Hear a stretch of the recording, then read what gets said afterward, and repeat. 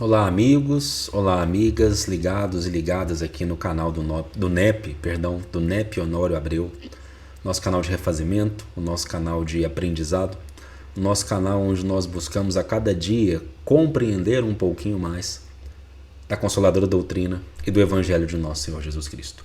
Muito obrigado a você, meu irmão, muito obrigado a você, minha irmã, que nos auxilia sobremaneira a engrandecer esse trabalho, engrandecer essa tarefa.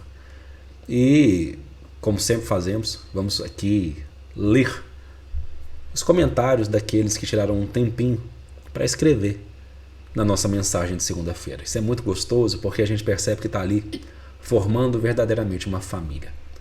A Margarete Sobral, o usuário dela é Demafranze. Bom dia a todos e uma semana cheia de bênçãos e ensinamentos. A prática, olha que bonito que ela escreve. A prática consolida o aprendizado. Quando a gente sai do livresco e a gente passa à aplicabilidade, aí sim nós estamos consolidando o aprendizado. É isso mesmo, minha amiga. Se eu não me engano, ela é, se eu estiver errado, me desculpe, mas se eu não me engano, ela é de Conselheiro Lafayette, de Minas Gerais. A Tânia Camilo, nossa amiga, nossa irmã, pessoa que reencontramos nessa vida e que tanto significa para o nosso coração. Bom dia, meu amigo querido. Mais um dia de oportunidades no bem. Sim, porque a vida é um conjunto de oportunidades que devem ser apreciadas para o bem.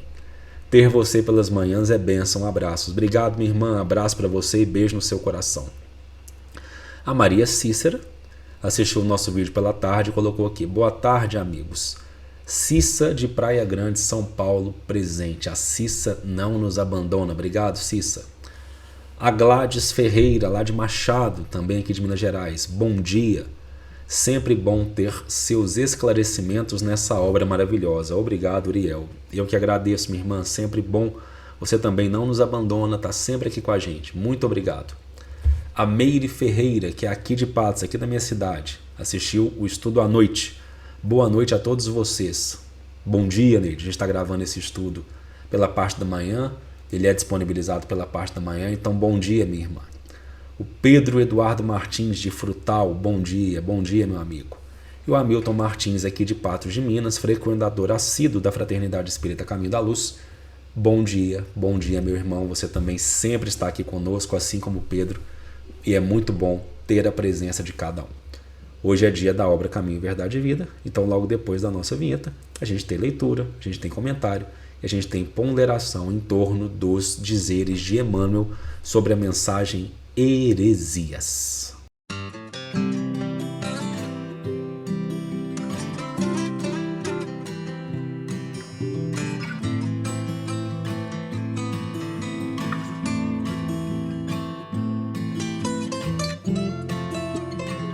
Meus amigos, a mensagem hoje do livro Caminho, Verdade e Vida referir-se-á ao termo heresias. Se nós formos na etimologia da palavra, no grego ela significava escolha ou ato de escolher. No contexto inicial, nós aqui tínhamos descrito uma escola de pensamento, uma facção, uma doutrina escolhida por um indivíduo. Na tradição judaico-cristã, esse termo, então, passa a ser associado a um desvio, a uma negação das doutrinas e dos ensinamentos considerados ortodoxos pela Igreja. É interessante que nós perceberemos que a mensagem conclamar-nos-á ao respeito. No livro Viagem Espírita, em 1862, onde o codificador, o senhor Allan Kardec, narrará aos nossos corações um trajeto que ele faz, salvo o melhor juízo, de mais de 1000 léguas, conhecendo os grupos espíritas, conhecendo as dificuldades, conhecendo as vitórias, conhecendo ali os marcos iniciais. Ele orientará aos nossos corações que em algum momento, que nós inclusive por respeito aos diversos credos que buscam a doutrina espírita, que nós, inclusive, prestemos atenção quando formos orar, por exemplo, o Pai Nosso, para que não violentemos consciências. Por quê? Porque a doutrina espírita faz parte de acolhimento. Doutrina espírita é revivescência do Evangelho, retorno à origem, abraçar o que necessita, o que está desesperado, o que brada, mesmo de maneira silenciosa, que precisa de auxílio. E nós precisamos prestar esse auxílio. Quando afastamos, quando pré-julgamos, estamos sendo tudo menos espíritas. Estamos sendo tudo menos cristãos. O capítulo é o de número 36. O título, repetindo, heresias. Emmanuel, ele pincela uma passagem de Paulo, que está na primeira admoestação aos Coríntios, capítulo 11, verso 19. E até importa que haja entre vós heresias, para que os que são sinceros se manifestem entre vós. Não é bacana? O verso é muito legal. Nós ainda operamos em regime de aprendizado, muitas vezes por contradições. Em havendo as heresias, aqueles que então manifestar-se-ão entre nós estarão com sinceridade. O respeito à sinceridade. Mesmo onde haja a discordância, que pelo menos exista a sinceridade. Mas o benfeitor, expandindo, dirá: recebamos os hereges com simpatia. Falem livremente os materialistas. Ninguém se insurja contra os que duvidam. Que os descrentes possuam tribunais e vozes.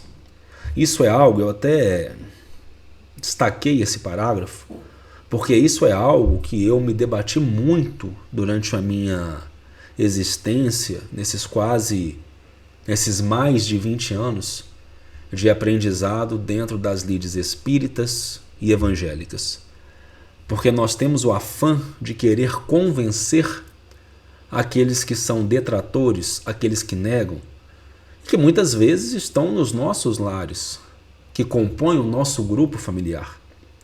Mas certa feita parei e pensei, quando eu quero convencer o outro, talvez o sentimento de fé não esteja fortificado em mim. E, em última análise, em última instância, eu quero convencer a mim mesmo. Se a minha fé, falamos tanto sobre fé na mensagem de sexta-feira, se a minha fé, se a minha crença está solidificada, é fidelidade, é confiança, que o outro fale. Eu o respeito, mas eu não preciso provar nada, porque acredito. Aliás, um outro pensamento, um outro raciocínio que podemos construir aqui, geralmente quem descrê, geralmente quem contesta, disse homem ou mulher, individualidade de ciência, pragmático, prático. Ora, quem deve provar então é essa pessoa. Que essa pessoa prove, não para mim, mas para si mesmo. Aquilo que fala, a não crença, a descrença, que o alto não existe, que Deus não existe, que aquela pessoa prove para si mesma. Eu respeito o seu ponto de vista, mas eu tenho solidificado a minha fé. Eu tenho solidificado a minha confiança. Portanto, quando nós não nos insurgimos contra os que duvidam, quando nós permitimos que os descrentes possuam tribunais e vozes, nós estamos agindo com justiça. É o que Emmanuel comentará. Isso é justo. Paulo de Tarso escreveu este versículo sob profunda inspiração. Os que condenam os desesperados da sorte não ajuizam sobre o amor divino com a necessária compreensão. Que dizer-se do pai que amaldiçoou o filho por haver regressado à casa enfermo e sem esperança? Remetemo-nos aqui à questão do filho pródigo, que quando retorna, sai para o mundo, entregue aos vícios, entregue às paixões desenfreadas, abandona a casa do pai. E quando retorna, quando padece, quando percebe que os porcos das casas estrangeiras alimentavam-se melhores do que ele, quando estava na casa de seu pai? Retorna. E o pai, então, o abraça, não o nega, não o repele, porque o pai permite que o filho faça as suas escolhas, para que então, percebendo as mazelas das escolhas que porventura tenham sido feitas de maneira incorreta, para que ele então retorne com merecimento, com conhecimento de causa. Deus é tão grandioso que, nas suas infinitas possibilidades, nos seus infinitos atributos, na sua presciência, ele permite o livre-arbítrio, permite a nossa capacidade de escolha para que haja um merecimento pelas escolhas realizadas. Portanto, que dizer-se do pai que amaldiçoou o filho por haver regressado à casa enfermo e sem esperança? Se o pai assim não o faz, se o pai de todos assim não o faz, o que nos granjearia a possibilidade de assim o realizar? Quem não consegue crer em Deus está doente. Eu destaquei essa parte.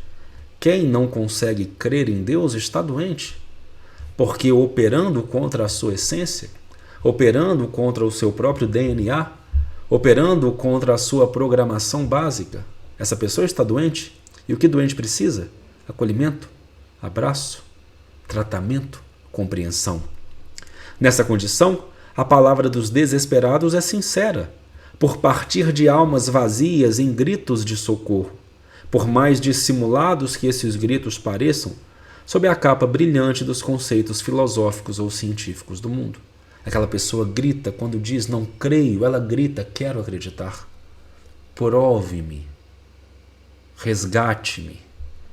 É preciso respeitar, mas é preciso também estar sempre apto, estar sempre disposto a dar as mãos, a amparar, a acolher, principalmente pelo exemplo. Nós nunca ganharemos uma discussão, nunca ganharemos uma discussão contra aquele que tem em si a fé da descrença já falsamente solidificada. Nos silenciamos.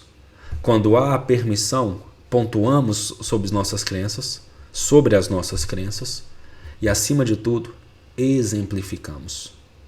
Boas individualidades transformam, palavras em demasia afastam. Ainda que os infelizes dessa ordem nos ataquem, seus esforços inúteis redundam a benefício de todos, possibilitando a seleção dos valores legítimos na obra iniciada. Quanto à suposta necessidade de ministrarmos fé aos negadores, esqueçamos a presunção de satisfazê-los, guardando conosco a certeza de que Deus tem muito a dar-lhes. Recebamo-los como irmãos e estejamos convictos de que o Pai fará o resto, porque nenhuma ovelha ficará perdida. E todos os esforços serão construídos para essa ovelha que temporariamente perdeu-se. Eu quero encerrar aqui as palavras, e isso eu estou citando aqui uma palestra do Haroldo Dutra Dias, quando ele nos conta que em determinado momento, Divaldo, ali muito criticado, surgiu no seu pensamento fazer uma carta aberta à sociedade, rebatendo de maneira pacífica essas críticas. Quando então sua benfeitora, Dona Joana de Ângeles, de maneira muito sábia o aconselha: Divaldo, se os seus atos não os convencem, não serão as suas palavras a assim o fazer. Meditemos nisso. Se você gostou, curte, comenta, compartilha. A gente sempre lê os comentários daqueles que bondosamente tiram um tempo para estar conosco. E como sempre falamos, até o nosso próximo encontro.